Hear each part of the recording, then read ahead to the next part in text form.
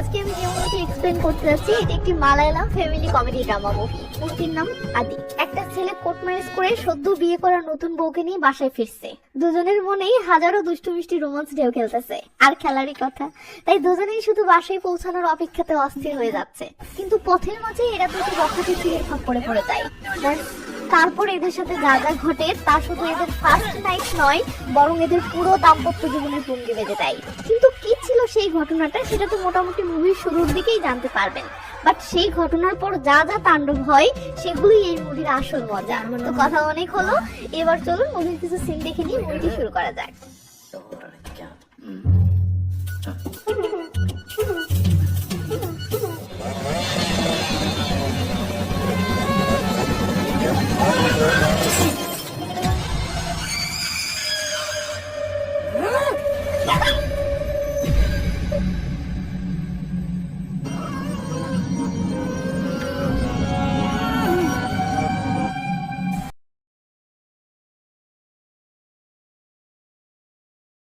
মুভির শুরুতেই সিন নন্দু নামের একটা ছেলের বাসাতে আসে। নন্দুর বাসাতে নানা আয়োজন চলতেছে এবং নন্দুর খাটায় নতুন ম্যাট্রেস বিছানো হচ্ছে, কারণ 2 দিন পরেই নন্দুর বিয়ে।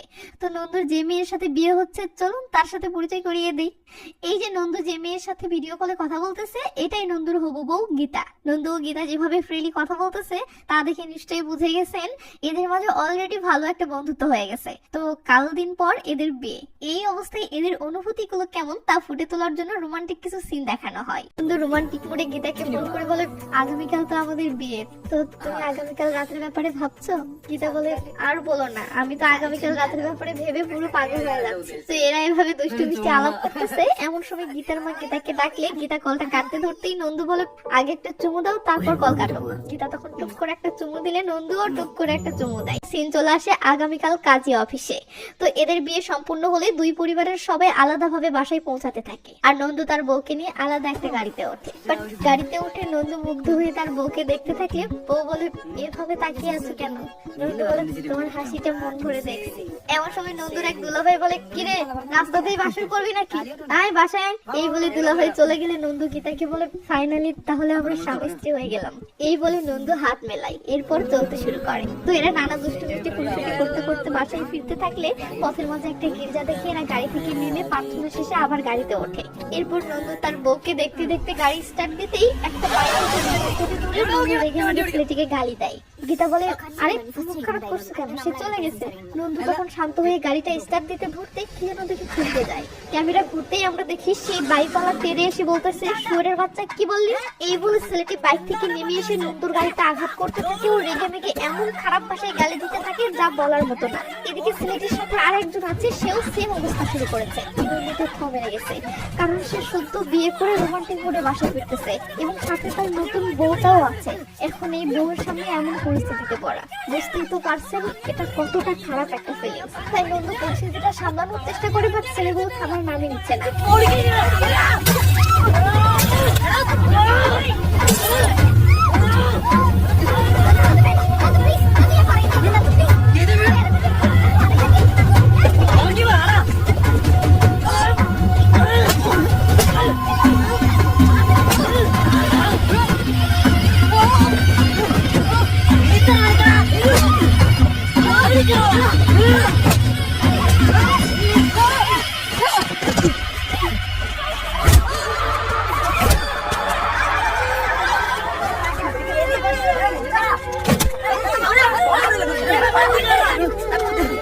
তো নন্দু হসপিটালে বসে ঘটনাটা ভাবতেছে আর কষ্টে নন্দুর মুখটা যেন ফেটে যাচ্ছে।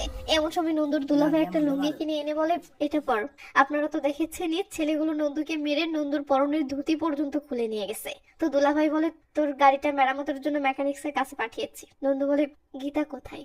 দুলাভাই বলে সে পাশের বাসার সালামের বাড়িতে উঠেছে এবং তোর ফেরার অপেক্ষা করছে যাতে তোর সাথে একসাথে বাসায় প্রবেশ করতে পারে। আর হ্যাঁ, তোকে যে ছেলেগুলো মেরেছে তারা ডায়মন্ড কলোনির। যদিও এটাকে কলোনি বলা চলে না, কারণ সেখানে মাত্র 5-6টা বাড়ি আছে, তবে ওখানকার সব ছেলেই টোকাই মাস্তান। তো এরা নন্দুকে হসপিটাল থেকে রিলিজ করতে যায়, আর সিন নন্দুর বাসার সামনে আসতে দেখি নন্দুর বাসার সামনে খানিক লোকের ভিড় জমেছে এবং সবাই এই ঘটনাটা নিয়ে কানাকানি করতেছে। এদিকে নন্দু বাসার সামনে পৌঁছালে এতগুলো লোক দেখে লজ্জায় পড়ে যায় ও গাড়ি থেকে বের হতে পারে না। সে দুলাভাইকে বলে, ভাই আমাকে আনার আগে এদেরকে সরাতে পারবেন না? দুলাভাই বলে, সবাই তো আত্মীয় স্বজন, কিভাবে সরাবো? এই বলে দুলাভাই নন্দুকে গাড়ি থেকে বের করলে নন্দু লজ্জায় কারো দিকে মাথা তুলে তাকাতে পারে না। তো নন্দু এসেছে তাই নন্দুর মা পাশের বাসা থেকে গীতাকে বের করলে নন্দুর গীতাকে দেখেও লজ্জায় চোখ সরিয়ে নেয়। নন্দুর ভাগনা বলে ওঠে, দাদি দাদি মামার কি হয়েছে?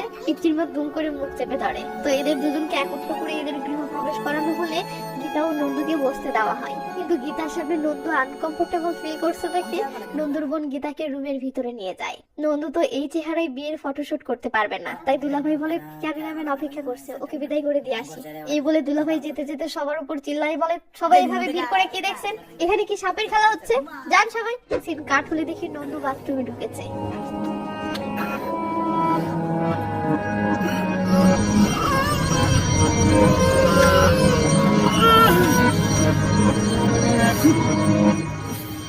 তো নন্দুর যে দুলাভাই সৌদিতে থাকে সেও এই ঘটনাটা শুনে নন্দুকে ভিডিও কল করে। নন্দু লজ্জায় ভিডিও কল রিসিভ করে ফেস কিছুটা আড়াল করলে দুলাভাই বলে, আলোতে আসে, তোর ফেসটা দেখতে চাই। নন্দু তখন আলোতে আসলে দুলাভাই নন্দুর ফেসের হাল দেখে ক্ষিপ্ত হয়ে বলে, কোন শালা তোকে এভাবে মেরেছে? ওদের নাম ঠিকানা বের কর, আমি একটাকেও ছাড়বো না, সব কয়টাকে কুপিয়ে পারবো। এদিকে গীতা পাশেই খাটে বসে আছে, তাই নন্দু লজ্জায় কিছু বলতে পারছে না। ওদিকে গীতারও সেম অবস্থা। তো নন্দুর কথা বলা শেষ হলে গীতা এসে বলে, নন্দু প্লিজ এই বিষয়টা আর বড় করো না। নন্দু অবাক হয়ে চেয়ে থাকলে গীতা বলে, প্রমিস করো তুমি এই বিষয়টা আর বাড়াবে না। কিন্তু নন্দুর মনে তো ক্ষোভের ঝড় বয়ে যাচ্ছে, বাট নন্দু সেটা সাইডে রেখে তার বইয়ের মুখের দিকে চেয়ে বলে, ঠিক আছে, কথা দিলাম এই বিষয়টা আর বাড়াবো না। এটা শুনে গীতা স্বস্তি পায় ও মঙ্গলসূত্র বের করে নন্দুর হাতে দিয়ে বলে, এটা পরিয়ে দাও।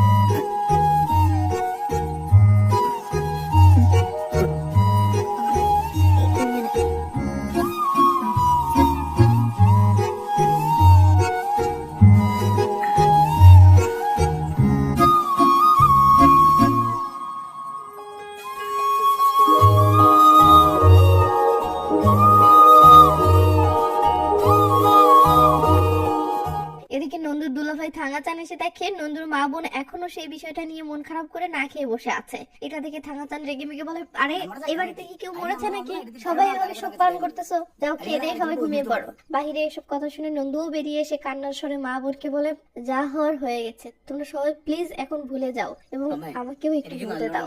এই বলে নন্দু সবাইকে রুমে পাঠিয়ে দিলে নন্দুর কষ্টটা ফিল করে গীতার ভীষণ খারাপ লাগে। সিন মাঝরাতের বেলা আসতে দেখি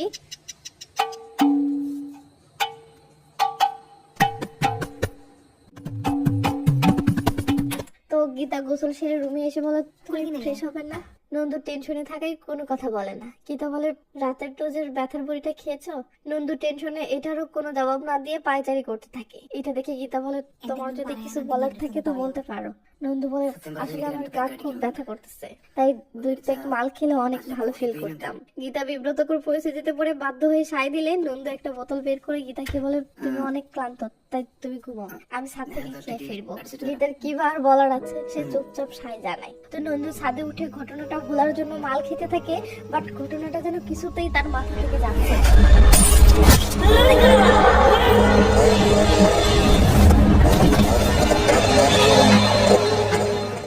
পরের দিন সকালবেলা দেখি নন্দু থাঙ্গাচানের দোকানে বসে চা খাচ্ছে এবং এখনো সেই ঘটনাটাই ভাবতেছে। এদিকে আবার মাছিও কম পায়নি, নন্দুর সেই কাটা খেয়ে বসতেছে। এই সময় আবার থাঙ্গাচানও বলে ওঠে, তোকে যে ছেলেগুলো মেরেছে তার মাঝে লম্বা চুলওয়ালা ওই ছেলের নাম জভি ও কালুয়া ওই ছেলের নাম কুঞ্জাফা। যতদূর জানি জভি তেভাক কালচারের একটা ফ্যাক্টরিতে কাজ করে। এসব শুনে নন্দু কেন জানি দূর করে থাঙ্গাচানের দোকান থেকে লুকিয়ে কিছু একটা নেয় এবং সেটা লুঙ্গির মাঝে লুকিয়ে নিয়ে বাসায় চলে আসে। তো নন্দু বাসায় আসতেই তার চাচাতো ভাই ভিনিত নন্দুর গাড়িটা মেরামত করে নিয়ে আসলে নন্দু বলে, আচ্ছা তুই কি সেই জভিকে চিনিস যে আমাকে মেরেছে? ভিনিত বলে, মুখে চিনি। কেন? নন্দু বলে, ওর মোবাইল নাম্বার কালেক্ট করে দিতে পারবে? ভিনিত বলে, ওকে, আমি আমার ফ্রেন্ড সার্কেলের মাধ্যমে নাম্বারটা কালেক্ট করে তোমাকে মেসেজ দিচ্ছি। এই বলে ভিনিত চলে গেলে নন্দু গাড়িতে উঠে কি যেন একটা প্ল্যান করতে থাকে।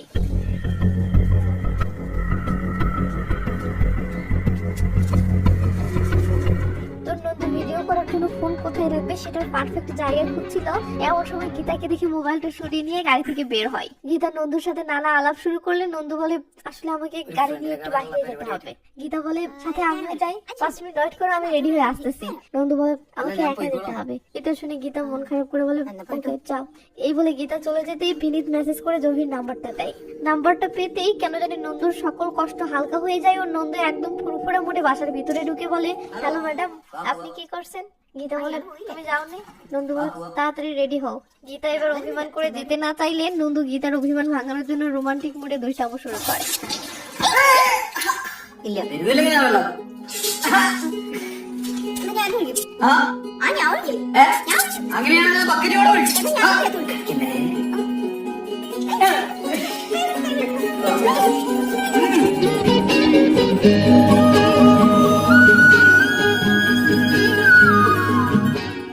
গীতাকে এনে গাড়িতে বসে এবং রোমান্টিক একটা গান প্লে দিয়ে গাড়ি চালাতে শুরু করে। যেতে যেতে পথের মাঝে নন্দুকে এতটা ফুরফুরা লাগে যা দেখে আমাদের মাথায় একটা প্রশ্ন জাগে যে জহির নাম্বারটা পেতেই নন্দুর সকল কষ্ট হালকা হয়ে গেল কেন?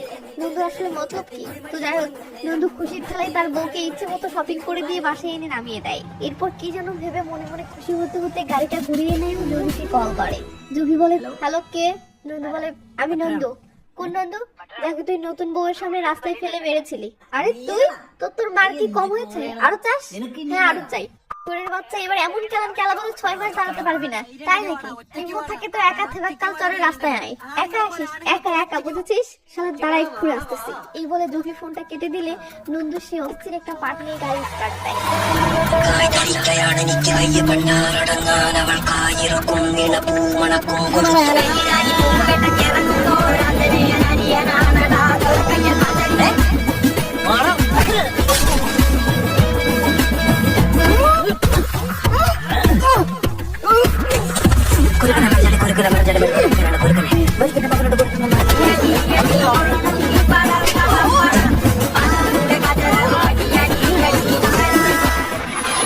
নন্দু বাসায় পৌঁছেই গাড়ির কেচার থেকে মোবাইলটা খুলে নিয়ে সেই হাসি খুশি ও ফুরফুরে মোড়ে বাসার দিকে ঢোকে। এরপর চুপি চুপি রুমের ভিতরে ঢুকে দরজাটা লাগিয়ে দিয়ে ওই হতে হয়। নন্দুর খুশি আর কে দেখে।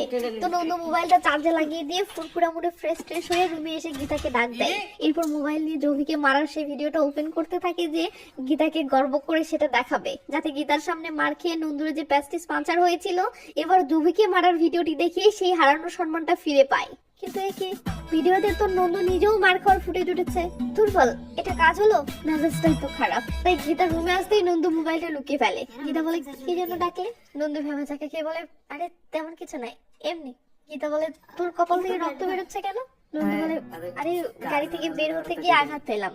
গীতা তখন চা আনতে চলে গেলে নন্দুর মন খারাপ হয়ে যায়, কারণ সে অনেক আশা করেছিল আজকে বউয়ের কাছে হিরো হবে, কিন্তু লাভ হলো না। এত চেষ্টার পরেও শেষমেশ ব্যর্থই হলো। সিন সন্ধ্যা রাতে আসতে দেখি নন্দু বাহিরে যাওয়ার জন্য রেডি হচ্ছে। এমন সময় গীতা রুমে এসে রেডি হওয়ার প্রস্তুতি নেয়। আসলে গীতা বায়না ধরেছে পরিবারের সবার সাথে বাহিরে খেতে যাবে। তো গীতা তার কামিজ চেঞ্জ করার জন্য খুলতে ধরতেই নন্দু তাকায় আর গীতা লজ্জা পেয়ে নামিয়ে ফেলে। বাট ততক্ষণে নন্দু পিঙ্ক কালার দেখে ফেলেছে। তাই নন্দু দুষ্টু মার্কে একটা হাসি দিয়ে বাহিরে চলে গেলে গীতাও ব্যাপারটা ভেবে লজ্জা পেতে থাকে। তো গীতা কাপড় চেঞ্জ করে বের হলে নন্দু খাম্বা জড়িয়ে ধরে বলতে থাকে নাকি গোলাপি। কনফিউশনে পড়ে যাচ্ছে। গীতা তো লজ্জায় লাল হয়ে যাচ্ছে। নন্দু তার মাকে বলে মা তোমার শাড়িটা পিঙ্ক নাকি গোলাপি? মা বলে অনিয়ন পিঙ্ক। গীতা তো লজ্জায় লাল হচ্ছে। নন্দু তখন বিড়বিড় করে বলে ওটা অনিয়ন পিঙ্ক ছিল নাকি শুধু পিঙ্ক ছিল, বুঝে উঠতে পারছি না। গীতা তো আরো লজ্জা পাচ্ছে। এটা দেখে নন্দু আরো বেশি করে পিঙ্ক পিঙ্ক বলে গীতাকে টিস করতে থাকে। তো এরা গাড়িতে উঠে চলতে শুরু করলে গাড়ির মাঝেও নন্দু সব কথার মাঝেই কৌশল পিঙ্ক কথাটা এনে গীতাকে খেপাতে থাকে, যা এদের স্বামী স্ত্রীর মাঝে খুব সুন্দর একটা মোমেন্ট ক্রিয়েট করে। তো যাই হোক, এরা একটা রেস্টুরেন্টে পৌঁছালে সবাই অনেক হাসি খুশি ও আনন্দে মেতে সময় কাটাতে থাকে। স্পষ্ট বোঝা যায় নন্দু সেই দুর্ঘটনার ট্রমা থেকে পুরোপুরি বেরিয়ে এসেছে। কিন্তু কিন্তু কিন্তু সেটা আর হলো না, কারণ নন্দু দেখে সেই সেম রেস্টুরেন্টে কুঞ্জাওয়া নামের সেই ছেলেটিও এসেছে এবং সে নন্দুকে দেখিয়ে তার গ্যাংয়ের ছেলেদের সাথে কি যেন ফিসফিস করতেছে। নন্দু ভয় পাচ্ছে যে সে যেহেতু জমিকে মেরেছে, তাই এই কুঞ্জাওয়া যদি এখন এসে সবার সামনে একে মারে। তাই নন্দু প্রসব করার ফলে সাইডে চলে যেতে থাকে, যাতে কুঞ্জাওয়া নন্দুর সাথে কথা বলার জন্য সেখানে আসে। তো ছেলেটি সেখানে আসতে ধরলে নন্দু দুম করে আরো আড়ালে যায়। ছেলেটি এসে বলে কিরে কেমন আছিস? হ্যাঁ হ্যাঁ তোকেই বলছি, তোর বউ তো সেই মারে। এ দেখ, মুখ সামনে কথা বল, নয়তো নয়তো কি করবি? কি হলো, ভয় পাচ্ছিস কেন? আরে ভয় পাস না, আমরা তোকে এখানে মারবো না। এমন সময় কুঞ্জাবার গ্যাং এর একটা ছেলে তেড়ে এসে বলে, ভাই কি হয়েছে? কুঞ্জাবার ছেলেটিকে আটকায় বলে, আরে কিছু হয়নি যা। এই বলে কুঞ্জাবাবু চলে যেতে থাকলে নন্দু তো ভয়ে কাঁপতেছে। তো কুঞ্জাবাবু তার গ্যাং সহ সেখান থেকে চলে গেলে তখন নন্দু ফিরে আসে এবং ভয়ের ঠেলায় খাবার না খেয়ে হাত ধুতে থাকে। গীতা তার স্বামীর এই ভয়ের কারণটা বোঝার জন্য আশেপাশে তাকাচ্ছে, বাট কিছু বুঝতে পারছে না। গীতা তখন তার স্বামীর চোখে তাকিয়েও ব্যাপারটা বোঝার চেষ্টা করে, বাট সেটাও পারে না। গীতা যে তার স্বামীকে এই ব্যাপারে জিজ্ঞেস করবে সেটাও পারছে না, কারণ সে দেখতেছে তার স্বামী অনেক ভীত হয়ে আছে। তাই ফেরার পথে গীতা বারবার এটাই ভাবতে থাকে যে তার স্বামী নিজে ইচ্ছে করে তার সমস্যাটা শেয়ার করুক, কিন্তু নন্দু সেটাও করছে না। এমন সময় হঠাৎ কুঞ্জামার গ্যাং চলে আসে।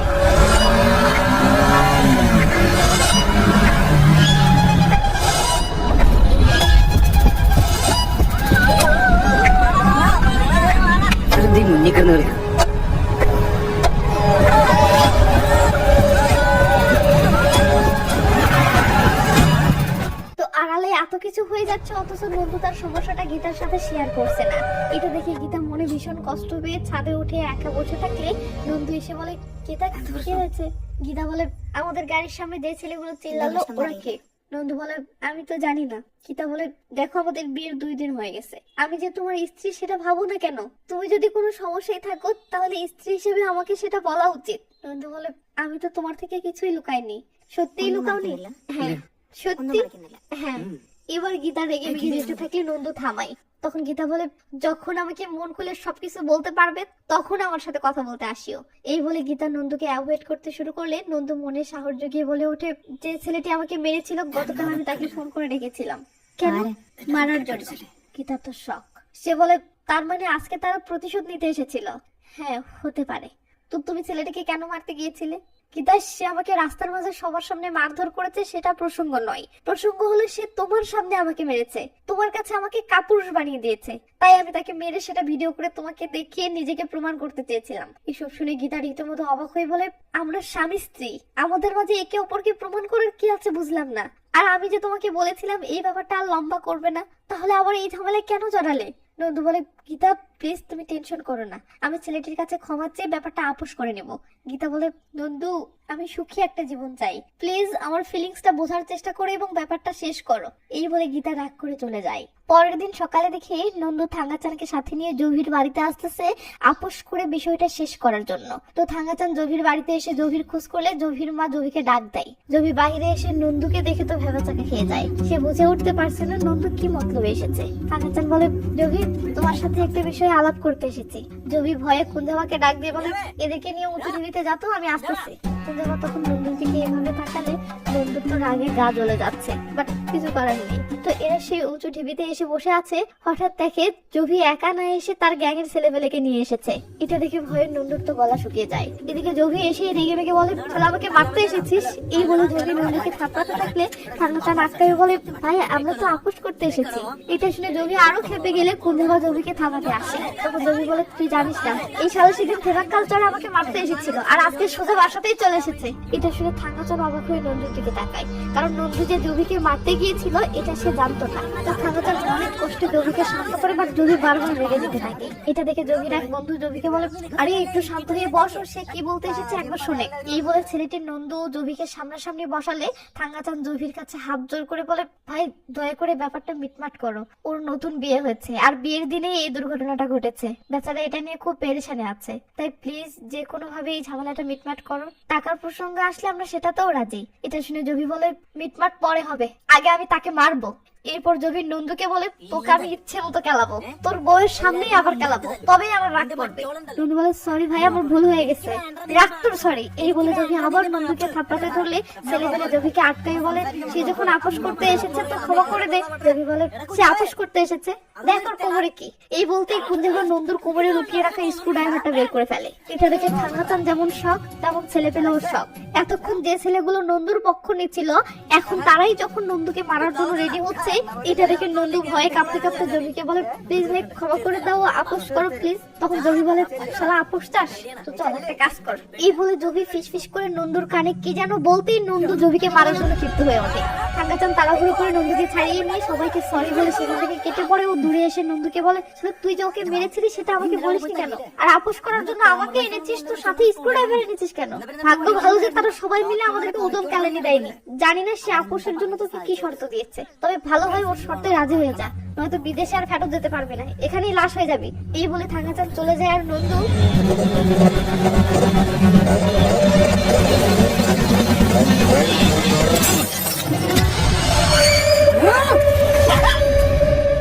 তো জহির বাইকের হেডলাইট ভাঙা দেখে থাঙ্গাচান বলে, তাড়াতাড়ি গাড়িতে ওঠো, পালা। নন্দু তখন গাড়ি স্টার্ট দিয়ে চলে গেলে জহি নিচে এসে দেখে তার বাইকের এই অবস্থা।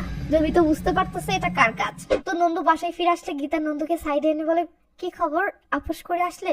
নন্দু বলে, হ্যাঁ, আমি গিয়ে যখন তাদেরকে সরি বললাম এবং ক্ষমা চাইলাম তখন তারা হাসি মুখে আপোষ করে নিল। গীতা তখন নন্দুর ফেসের দিকে তাকালে কেন জানি তার ফিল হতে থাকে যে নন্দু মনে হয় তার থেকে কিছু একটা লুকাচ্ছে, বাট গীতা বুঝতে পারছে না কি লুকাচ্ছে। তো গীতা গম্ভীর হয়ে এভাবে চেয়ে আছে দেখে নন্দু বলে, আরে কি হলো, আপোষ করে আসলাম, এবার তো খুশি হও। গীতা বলে, তোমাকে দেখে মনে হচ্ছে তুমি কোনো টেনশনে আছো। নন্দু ফেক একটা হাসি দিয়ে বলে, কই না তো। গীতা তারপরেও চেয়ে আছে দেখে নন্দু দুষ্টামো করে বলে, তোমার কথায় আপোষ করে আসলাম, তো আমাকে কিছু দিবে না? গীতা বলে, কি দিব? নন্দু বলে, একটা কিস। গীতা বলে, আমি এখন দিতে পারবো না, কেউ দেখে ফেলবে। নন্দু বলে, আশেপাশে কাউকে তো দেখছি না, তাই কেউ আসার আগে টুক করে দিয়ে ফেলো। গীতা বলে, কেউ দেখবে তো? আমি কেউ দেখবে, দাও তো। সত্যি? গীতা তখন এদিক ওদিক তাকিয়ে কুচুপ্পু, হই হই হই হই। নন্দুর খুশি আর কে দেখে। বাট গীতা চলে যেতেই নন্দুর ফেস থেকে হাসি গায়েব হয়ে যায় ও টেনশনের ছাপ নেমে আসে। তো পরের দিন জভি ও কুঞ্জাভা কোথায় জানি যাচ্ছে, হঠাৎ জভির সামনের বাসাতে নন্দুকে দেখে অবাক হয়, কারণ জভি জানে না যে এটা নন্দুর বাসা। ওদিকে নন্দু দূর থেকে জভিকে দেখে ভয় পেয়ে যায়। কুঞ্জাভা জভিকে বলে, কি হলো, চল। জভি তখন ইশারা করে নন্দুকে দেখালে নন্দু ভয়ের ঠালায় উঠে বাসার ভিতরে যেতে ধরে। এটা দেখে কুঞ্জাভা মজা করে নন্দুকে আরো ভয় দেখাতে থাকলে নন্দু ভয়ের ঠালায় বাসার ভিতরেই চলে যায়। এটা দেখে এরা আরো বেশি মজা পায় ও কুঞ্জাভা বলে, চল আজ এর সাথে একটু মজা নেই। ওদিকে নন্দু রুমের ভিতরে গিয়ে রীতিমতো টেনশন করতেছে, কারণ সে মনে করতেছে এরা ওকে মারার জন্য এসেছে। তাই নন্দু জানালা দিয়ে উকি মেরে এদের হালচাল দেখতে থাকলে এরাও মজা নেওয়ার জন্য বাসার ছাদের দিকে তাকিয়ে ইশারা করে করে কথা বলতে থাকে, যা দেখে নন্দু এটা ভেবে ভয় পেয়ে যায় যে গীতা হয়তো ছাদে আছে আর এরা গীতাকে দেখতেছে। তাই নন্দু গীতাকে ডাক দিলে গীতা ছাদ থেকে জবাব দেয়, গেল। নন্দু এবার চরম লেভেলের টেনশনে ভরে যায় ও ভয়ের ঠালাই বাসার দরজাটা লাগিয়ে দেয়। এটা দেখে এরা আরো বেশি মজা পায় ও হাসতে থাকে।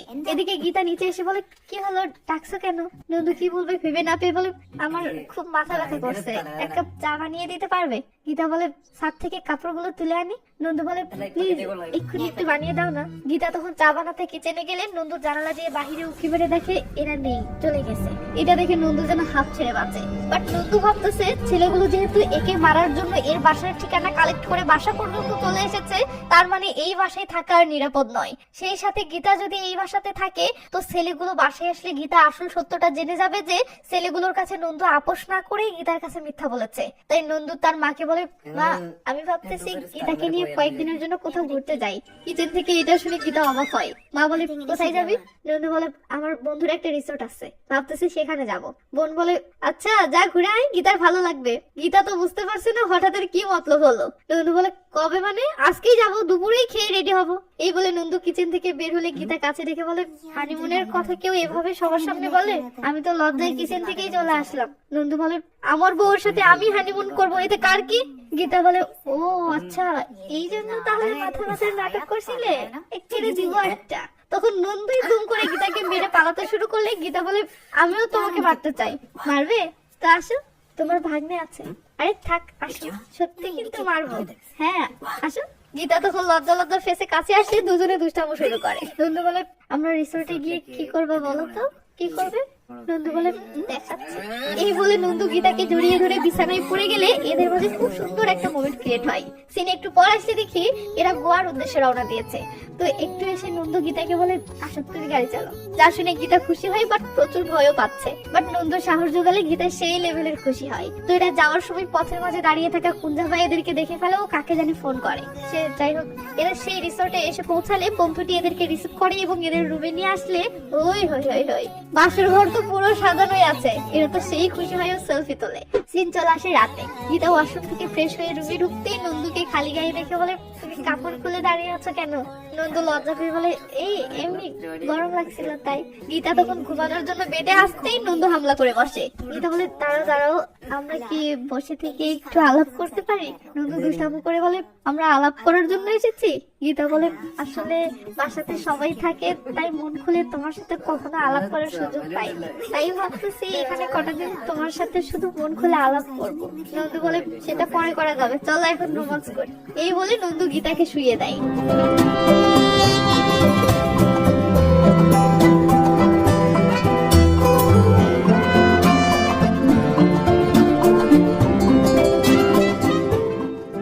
কত সুন্দর ফুল রোমান্টিক মুডে আছে, টেনশন ভুলে বউয়ের সাথে দুষ্টু মিষ্টি খুনসুটিতে কত সুন্দর মেতে আছে। তাই বউ তাকে ফোন ধরতে এভাবে আটকাচ্ছে, এটাতেও নন্দু মজা পাচ্ছে। বাট যেই না নন্দু দেখে ফোনটা জহি করেছে, ব্যাস মুহূর্তের মাঝে নন্দুর মাথায় এক আকাশ টেনশন ঢুকে যায়। তাই গীতা নন্দুকে কলটা রিসিভ করতে না দিয়ে নন্দুর সাথে রোমান্স করতে থাকলে নন্দুর টেনশনের মাঝেই গীতার সাথে রোমান্স করতে থাকে। একটু করে রুমের টেলিফোনে কল আসলে নন্দু এবার কলটা রিসিভ করতে চায়, বাট বরাবরের মতো গীতা এবারও দুষ্টামি করতে থাকে। হ্যালো স্যার, আমি রিসেপশন থেকে বলতেছি, একটা লোক আপনার সাথে দেখা করতে এসেছে। নাম কি? নাম বললাম মিস্টার জভি ভার্গিস। এটা শুনতেই নন্দুর মাথায় রক্ত উঠে যায়। সে চিল্লিয়ে বলে, ওকে ভিতরে পাঠাও। গীতা রীতিমতো অবাক হয়ে বলে, নন্দু কি হয়েছে আর কাকে ভিতরে আসতে বললে? নন্দু কোনো জবাব দিতে পারছে না, কারণ সে তো গীতার থেকে এসব লুকিয়ে রেখেছে। তাই গীতা বারবার প্রশ্ন করতে থাকলে নন্দু জবাব না দিয়ে রাগের থালায় জাঙ্গিয়েতেই নিচে এসে রিসেপশনিস্টকে বলে, কোথায় সে? রিসেপশনিস্ট বলে, স্যার রেগে যাচ্ছেন কেন? নন্দু আরো রেগে গিয়ে বলে, আপনি বললেন জভি ভার্গিস এসেছে, তো কোথায় সে? লোকটা বলে, স্যার সে সবেমাত্র চলে গেল। এটা শুনে নন্দু বাহিরে বের হতে থাকলে শুনতে পাই দূর থেকে জভি ও কুন্দাবার টিস করে বলতেছে, কি রে ভয়ের ঠেলায় জাঙ্গিয়েতেই চলে এসেছিস? নন্দু ফার্স্টে ঘুরে বলে, শালারা ওখানেই দাঁড়া, আমি আসতেছি। জভি নন্দুকে আরো খেপানোর জন্য মজা করে বলে, আপুসের জন্য যে শর্তটা দিয়েছিলাম মনে আছে তো? এই বলে জভি ও কুন্দাবা মজা করতে করতে চলে যায়। সিন সকালবেলা আসলে দেখি নন্দু টেনশনে ওভাবেই জাঙ্গিয়ে পড়ে একা বারান্দাতে ঘুমিয়েছিল।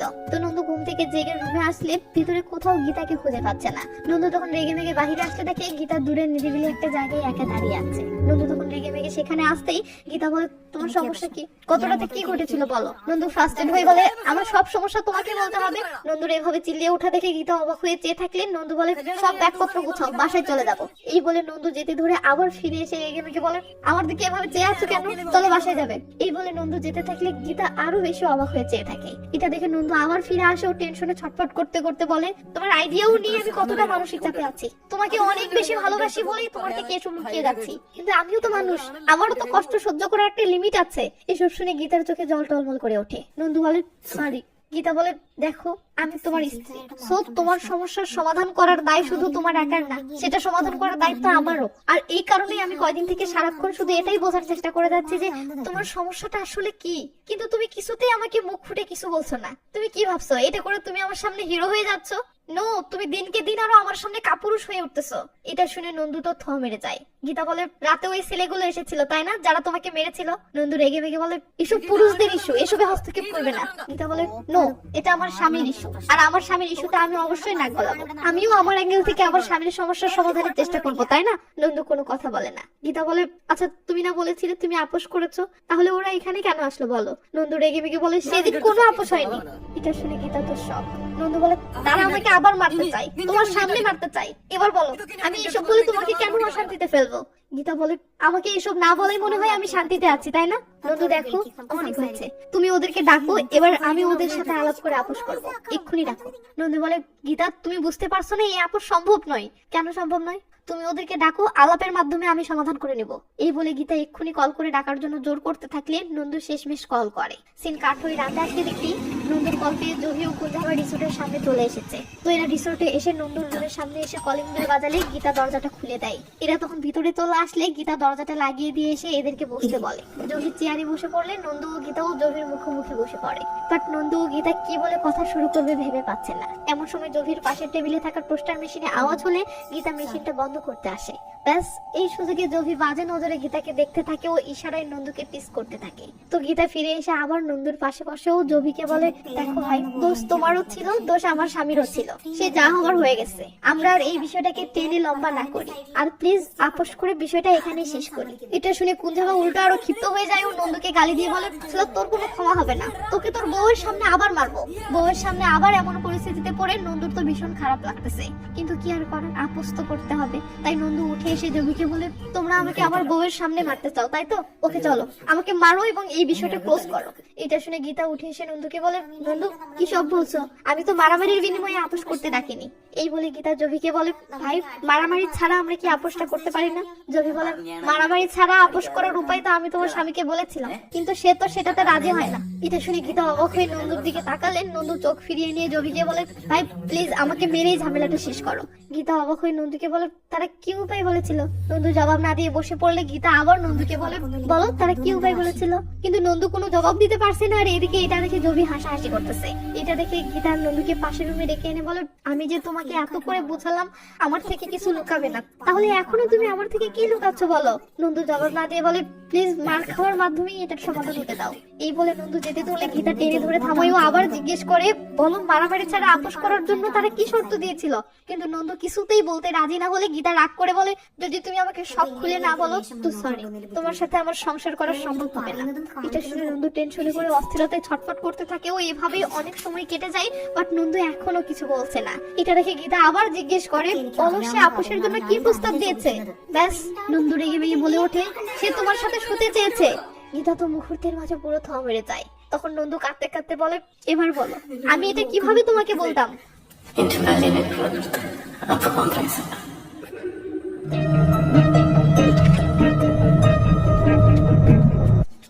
আমি যদি তোমার সাথে শুই তাহলে এই ঝামেলাটা শেষ হবে তাই তো? হ্যাঁ আমি বলছি, আমি যদি তোমার সাথে শুই তাহলে এই ঝামেলাটা শেষ হবে তাই তো? মনে করো তাই? ওকে আমি রাজি, তবে তোমার বন্ধুর সামনে নয়। এটা শুনে জভি কুঞ্জাবার দিকে তাকায় ও কুঞ্জাবাকে জোর করে টেনে বাইরে নিয়ে এসে বলে, ভাই আমি তোর স্বামীকে খেপানোর জন্য মজা করে এটা বলেছিলাম, কিন্তু মেয়েটা দেখে সিরিয়াসলি রাজি হয়ে গেছে। কুঞ্জাবা বলে, ভাই ঝামেলা বাড়াস না, চল চলে যাই। জভি বলে, আরে ভয় পাচ্ছিস কেন? ওর স্বামী তো হার মেনে গেছে, সো ভয় কিসের? তুই নিচে অপেক্ষা কর, আমি একটু মজা করে আসতেছি। এই বলে জভি জোর করে কুঞ্জাবাকে নিচে পাঠিয়ে দিয়ে রুমে ফিরে আসে।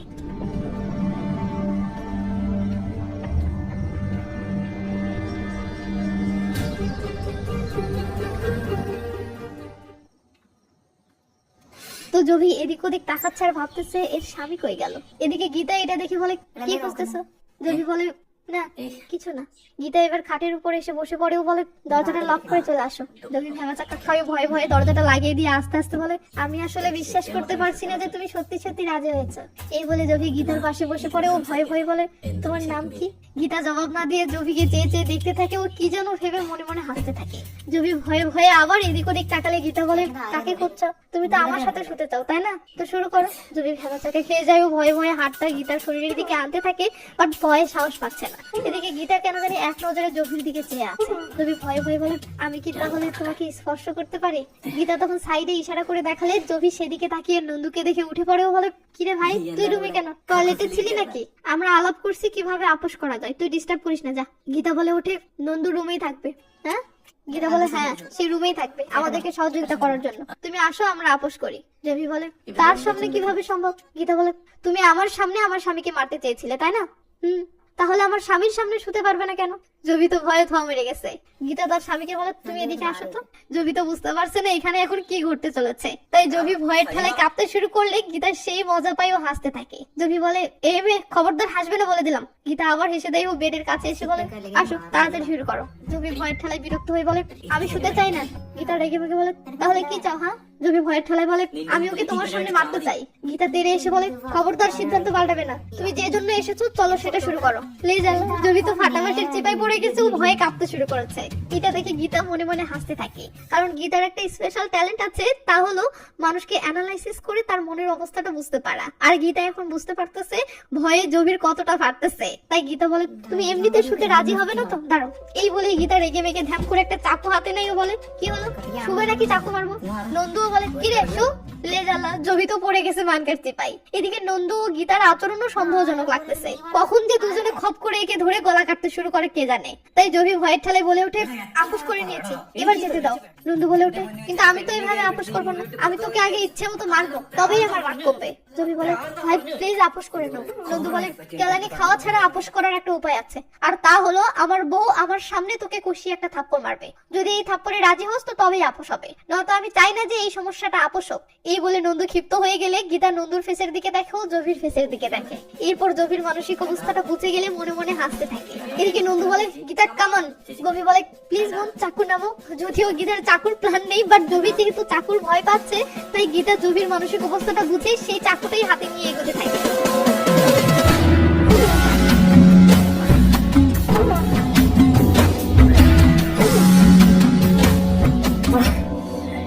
জবি রুম থেকে বের হয়ে বলে, দেখ নন্দু, তুই কিন্তু বউকে ইউজ করলি। নন্দু গর্ব করে বলে, বউকে ইউজ করেছে তো কি হয়েছে, যা বাসায় গিয়ে মুতে শুয়ে পড়। এটা শুনে জবি খেপে গেলে নন্দু আরো বেশি ক্ষিপ্ত হয়ে যায়। এই বুঝি জবিকে উদম কালানি দিল। গীতা নন্দুকে সামনে নিয়ে দরজাতে লাগিয়ে দিলে। নন্দু বলে, আচ্ছা তুমি এই চাকু কোথায় পেলে? গীতা বলে, ফল কাটা টেবিলে ছিল। নন্দু বলে, আমি যখন খুঁজলাম তখন তো পেলাম না। গীতা বলে, তোমার চাকুর কি দরকার? নন্দু বলে, আমি ভেবেছিলাম তুমি রাগের মাথায় যদি ওকে চাকু মেরে বসো, তাই সরিয়ে রাখতে চেয়েছিলাম। গীতা বলে, আরে না, ছুরি মারার প্রয়োজন নেই, বলেছিলাম না আপোষ করার জন্য আলাপই যথেষ্ট। তবে হ্যাঁ, তুমি আজ সমস্যাটা খুলে না বলে তোমাকে ছুরি মারবো ভেবেছিলাম। কি বললে? তোমাকে ছুরি মারতাম? আচ্ছা মারো দেখি। এই বলে দুজনে খুনসুটিতে মেতে ওঠে।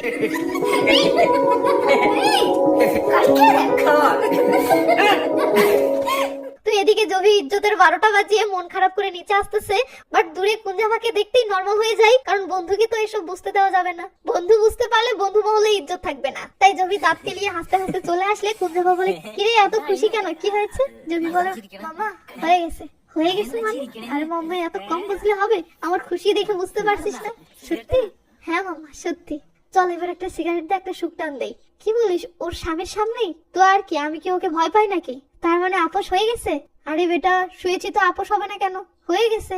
সিন কাট হয়ে কয়দিন পর আসলে দেখি নন্দুর বিদেশ ফেরার ডেট হয়েছে এবং আজকে নন্দু বিদেশে যাচ্ছে। তো নন্দু তার বউকে বলতেছে, আমি এয়ারপোর্টে তোমাকে দেখলে যেতে পারবো না, তাই তোমাকে এয়ারপোর্টে নিয়ে যাচ্ছি না। গীতা বলে, আমারও কোনো আপত্তি নেই। নন্দু বলে, আমি বিদেশ গিয়ে খুব তাড়াতাড়ি তোমার জন্য একটা টিকিট ও ভিসা পাঠাবো এবং তুমি চট করে আমার কাছে চলে আসবে, কেমন? গীতা বলে, ঠিক আছে। তবে বিদেশে গিয়েও একটা জিনিস সবসময় মাথায় রাখবে, তা হলো আমরা স্বামী স্ত্রী। সো তোমার যে কোনো সমস্যা আমার সাথে শেয়ার করবে, আমরা দুজনে আলাপ করে সেটা সমাধান করার চেষ্টা করবো, ঠিক আছে? এটা শুনে নন্দু খুশি হয়ে দুষ্টু মিষ্টি খুনসুটিতে মেতে উঠলে বাহির থেকে নন্দুর মা বলে, কিরে ফ্লাইট মিস করবি নাকি? নন্দু তখন গীতাকে বলে, আমি চলে যাচ্ছি, তো একটা কি বিদায় কিস পেতে পারি? গীতা বলে, তুমি যদি করো তো আমি না করব না। এটা শুনে নন্দু চুমুকেতে গিয়ে কানের ধারে ফিসফিস করে বলে ওঠে, পিঙ্ক নাকি গোলাপি? ব্যাস গীতার সঙ্গে সঙ্গে নন্দুকে ধাওয়া করে।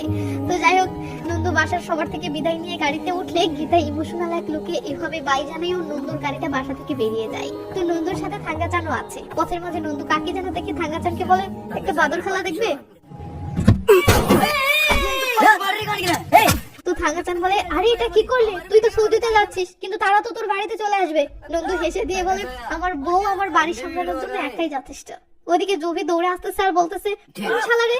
নন্দু তখন মাথাটা বের করে পিছনে তাকায় আর নন্দুকে দেখতেই জবি মুহূর্তের মাঝে থেমে যায়। নন্দু বলে, কি হলো আয়? এই বলে নন্দু হাসতে থাকে আর মুভিটি এখানেই শেষ হয়ে যায়। তো কি বুঝলেন মশাই? কোনো কথা পেটের মাঝে চেপে না রেখে বউয়ের সঙ্গে শেয়ার করবেন, বুঝেছেন? তবে হ্যাঁ, আপনি বাহিরে কোথাও ইটিস ফিটিস করলে সেটা বউয়ের সঙ্গে শেয়ার করবেন কিনা এই ব্যাপারে আমি কিছু জানি না, রিস্ক আপনার হাতে। তো ভালো থাকবেন, মাঝে মাঝে বউয়ের সঙ্গে রাত জেগে আলাপ করবেন, আর হ্যাঁ আমার ভিডিওতেও লাইক কমেন্ট শেয়ার করবেন, পারলে বউয়ের ফোন থেকেও করবেন। Take care, by.